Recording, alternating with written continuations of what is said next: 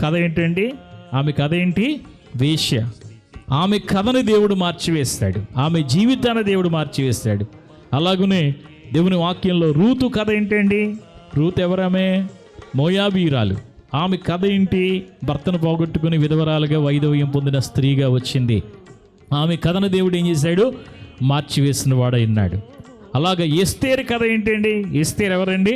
ఒక అనాథ బాలిక. ఆమె కథను దేవుడు ఏం చేస్తాడు? మార్చివేస్తాడు. దావీదు గారి కథ ఏంటి? దావీదు ఎవరండి? గొర్రెల కాపరి. ఆయన కథను దేవుడు ఏం చేశాడు?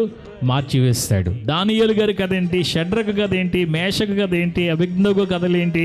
వారందరూ బానిసలు. వారి కథలను దేవుడు ఏం చేశాడు? మార్చివేస్తాడు. పాపాత్మురాలైన స్త్రీ యేసయ్య దగ్గరికి వచ్చి ఆయన పాదాల కడగా ఆమె కథ మార్చాడు. మగ్దలేని మరియ 7 దయ్యాలు పట్టి రాగా ఆమె కథను దేవుడు మార్చాడు. ఆ రీతిగానే మనం గమనిస్తూ ఉన్నట్లయితే పరిశుద్ధ గ్రంథంలో ఎంతోమంది కథలను, సమరయ స్త్రీ కథను దేవుడు మార్చాడు.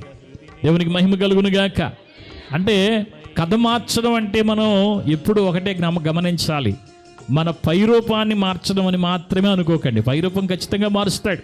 ఆర్థికంగా కృంగిన స్థితిలో నుంచి, లేమి స్థితిలో నుంచి పైకి తీసుకెళ్తాడు. ఆ కథ దేవుడు మార్చగలడు. కానీ ఆ కథ దేవుడు మార్చాలంటే ముందు లోపల మనకు ఇంకో కథ ఉంది. మన పాత కథలు ఏమున్నాయి చెప్పండి? మన పాత కథలు, మన రోత కథలు ఉన్నాయి. ముందు ఆ కథలు మారాలి. దేవునికి మహిమ కలుగునుగాక.